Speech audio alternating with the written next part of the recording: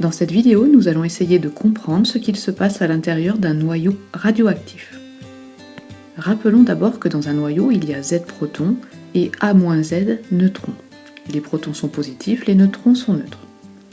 Par exemple, le noyau d'aluminium contient 13 protons et 27-13 égale 14 neutrons. Pourquoi certains noyaux sont radioactifs alors que d'autres ne le sont pas? Rappelons qu'entre les protons, il y a une répulsion due à l'interaction électromagnétique entre eux. Mais entre les protons et neutrons, il y a également une attraction en raison de l'interaction forte dans le noyau. Dans un noyau stable, l'interaction forte est supérieure à l'interaction électromagnétique.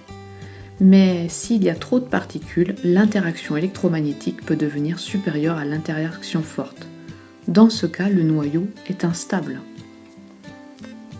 On dit qu'il est radioactif. Il va donc essayer de se stabiliser en émettant des particules. Et suivant la particule qui va être émise, nous allons distinguer 3 types de radioactivité, car il y a 3 types de particules qui peuvent être émises. Un noyau peut se stabiliser en émettant une particule alpha. Qu'est-ce qu'une particule alpha? C'est un noyau d'hélium qui contient 2 protons, 2 neutrons.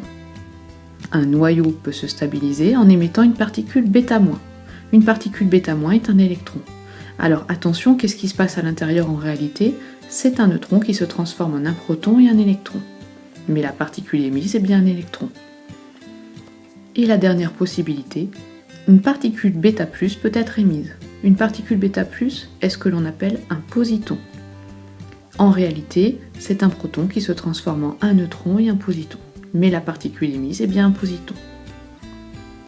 Ces 3 types de radioactivité sont chacune accompagnées d'un rayonnement, le rayonnement gamma.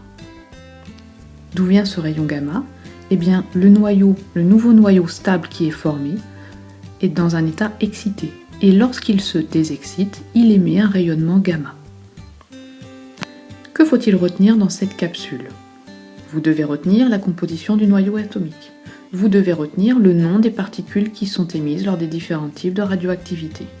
Et vous devez savoir que chacune des radioactivités alpha, bêta- ou bêta+ sont accompagnées d'un rayonnement gamma, le rayonnement gamma étant une onde électromagnétique qui nécessite au moins une plaque d'acier pour le stopper.